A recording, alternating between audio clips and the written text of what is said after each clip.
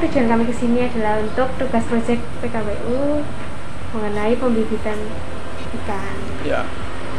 Sebelumnya, perkenalkan nama saya Ami, saya Niha. Untuk saya sendiri Pak Prasojo nama saya. Bisa dipanggil Pras gitu Pak aja. Pras. Ya. Izin bertanya Pak, untuk jenis ikan apa saja yang dibudidaya di sini? Untuk di sini budidaya mulai dari pembibitan nila, pembesaran nila, terus pembibitan lele, juga pembesaran lele untuk saat ini. Tapi mungkin untuk ke depan ada rencana memang kita ada budidaya tombro sama patin dan mungkin ada yang lainnya. Misalnya perusahaan ini juga sudah berjalan berapa tahun ya, 2 tahunan. Mungkin ada pengembangan sayap lah tadi dengan adanya mungkin ada tambahan untuk ikan yang tadi itu. Untuk saat ini memang tinggal hanya nila sama lele. Sejak kapan usaha ini dimulai Pak? Kalau pas persisnya kita tidak tahu, sudah cuman perusahaan ini sudah berjalan sekitar kurang lebih 2 tahun ini. Lagian apalagi saya di sini juga karyawan baru. Iya. Jadi saya bersini baru 3 bulanan ya masuk di TEI ini.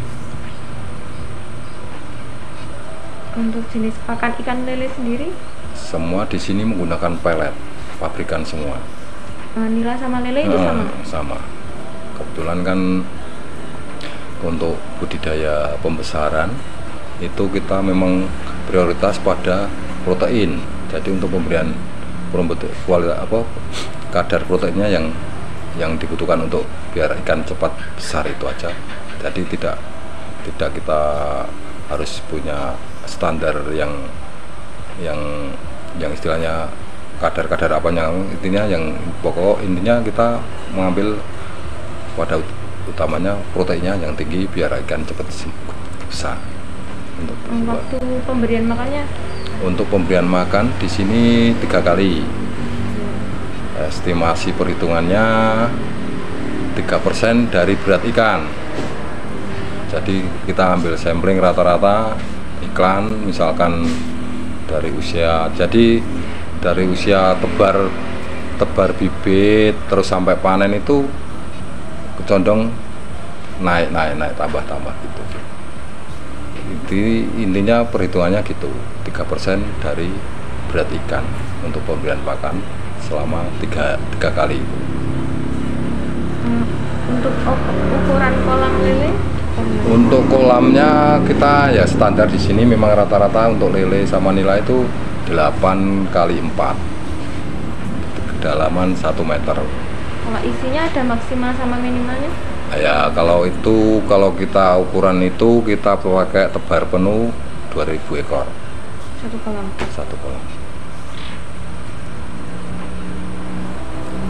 Bagaimana cara menjaga kesehatan ikan lele? Semua ikan pada dasarnya baik nila, lele itu kita muaranya pada kualitas air. Untuk mendapatkan ikan yang sehat itu utamanya memang ikan kan hidupnya di air toh. Kita harus memberikan istilah kualitas air yang bagus, terhindar dari istilahnya kita steril lah, dalam artian steril dari kuman-kuman, bakteri. Setelah pokoknya sebelum kita masuk suplai ke kolam produksi, kita menamai kolam itu kolam produksi, itu air harus dari sumber itu kita filtrasi, jadinya filtrasi 3 kali penyaringan baru kita bisa suplai. Setelah sampai kolam, dan itu pun kita tidak bisa langsung kita tebar, kita ada masa persiapan ya, mulai dari penggaraman pakai garam krosok itu, garam dapur itu krosok tapi yang krosok, terus mungkin kasih antibiotik, kalau enggak prebiotik, tergantung kita mau menggunakan sistem apa. Di sini kan kalau teknik perikanan itu kan sekarang yang lagi in istilahnya, yang memang lagi digalakkan, yang hemat air, dalam artian kayak bioflok. Soalnya sekali masuk air itu yang bioflok itu sampai panen nggak diganti. Terus kalau yang tradisional kan menggunakan sirkulasi. Nah, sekarang ada lagi sirkulasi yang modern, yang istilahnya ras. Cuman kita belum ke situ. Dulu kita awalnya kita pakai bioflok. Nah, bioflok, cuman kendalanya kita harus ekstra dan butuh penanganan yang kalau dengan kapasitas kolam 14 ini itu penanganan minimal mungkin 2-3 orang. Nah, kebetulan kan saya sendirian. Itu kan yang teman-teman kami datang itu dia gabung ke sini baru ada sebulan atau berapa. Terus kita sementara itu kita pakai semi tradisional. Berarti diganti aja? Nah, diganti. Itu berapa bulan atau berapa? Nah, kalau semi tradisional itu penggantiannya kita paling lama 2 minggu. Pokoknya lihat tingkat kejenuhan yang dihasilkan dari itu, kayak amonia kan kotoran dari hewan itu sendiri. Soalnya kan kalau bioflok kan itu amonia kita sebelum masuk itu kan dipersiapkan kan ada probiotik itu kan mengurai bakteri yang mengurai amonia itu bisa untuk kelangsungan hidup ikan sendiri kalau bioflok itu. Tapi kalau yang kayak ini kan tidak bisa, makanya kita harus ganti. Tapi kita ganti air itu tidak full. Kalau kita mau ganti air full ya pas kita sortir ikan kayak gitu, masih tadi kan bapak-bapak itu tadi kan pas masuk sortir kita itu pilihin itu dikelompokkan itu dari mulai ukuran ini biar seragam. Soalnya kalau nggak digitukan yang namanya ikan, pokoknya yang besar otomatis makannya paling rakus, jadi cepat besar sendiri. Akhirnya yang kecil-kecil ketinggalan, makanya kita dikelompokkan gitu.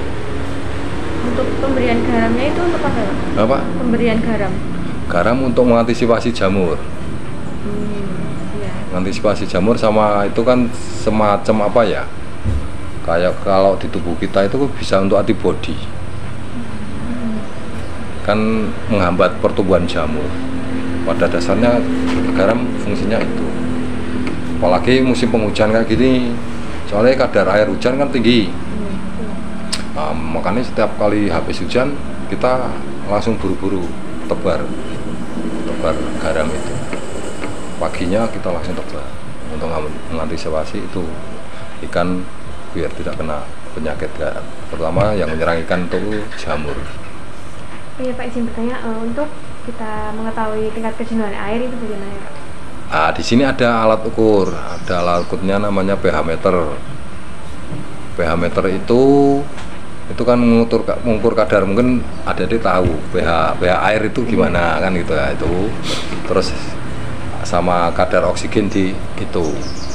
Kalau oksigen sama pH-nya sudah terlalu tinggi sehingga ikan kan nggak akan dia itu akan naik ke atas, nggak, istilahnya dia mau cari oksigen, berarti itu amonia sudah jenuh, makanya kita kurangi. Kita kuras separuh, terus ganti yang baru, air baru separuh, sesuai lah tadi.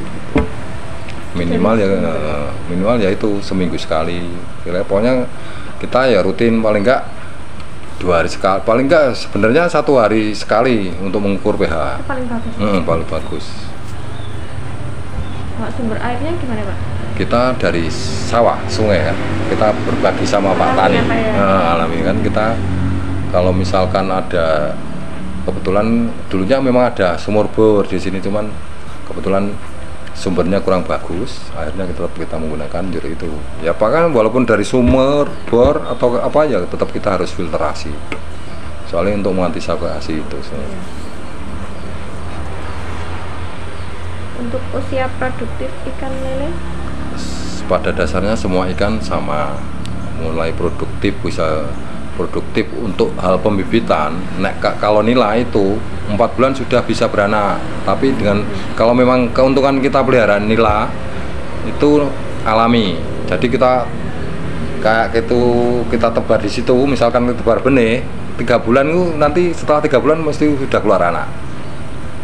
Nah, tinggalkan aja. Kalau lele itu harus istilahnya dipijakan, dijodohkan 1:2 atau 1:1, tergantung nganu apa istilahnya kebutuhan atau kapasitas kolam untuk pemijahan. Sedangkan untuk pemijahan kan nggak perlu lebar-lebar, nggak perlu luas-luas, paling ukuran 1 meter kali 2 atau berapa.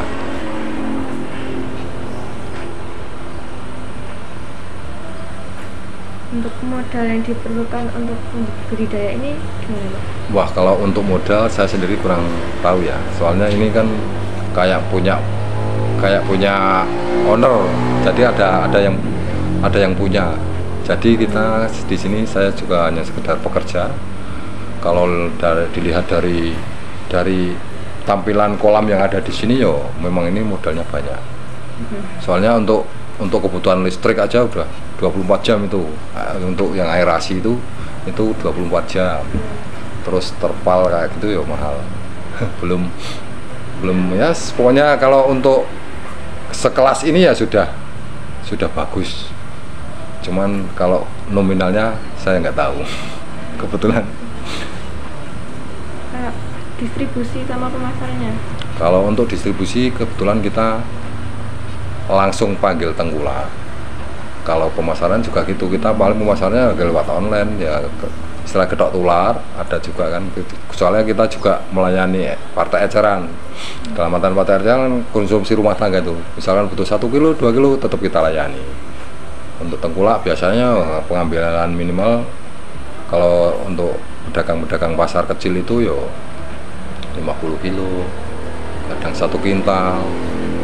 Itu harga per kilonya. Untuk nila kita sekarang jatuh pada harga 28.000, untuk lele 20.000.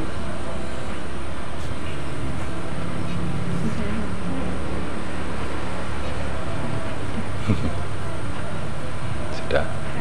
Sebenarnya terima kasih Pak Ya. telah menyempatkan waktunya untuk kami. Izin mau lihat ke kolamnya. Oh ya, enggak apa-apa. Sebelah mana ya Pak? Apa kolam lele? Iya. Kolam lele yang kolam beton, tapi nggak kelihatan. Soalnya kan kita habis panen lele itu, kebetulan kemarin habis panen dalam minggu kemarin atau berapa ya. Itu kita diambil, ada sisa itu terakhir itu.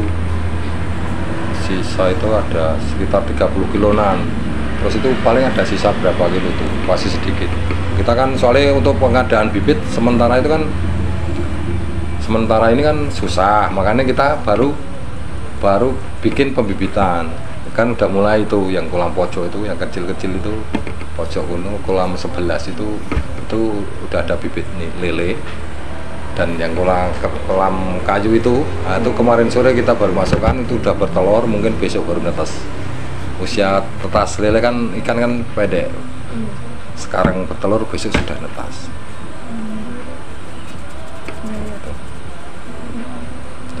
Itu ya Pak. Terima kasih Pak. Terima kasih ya Pak.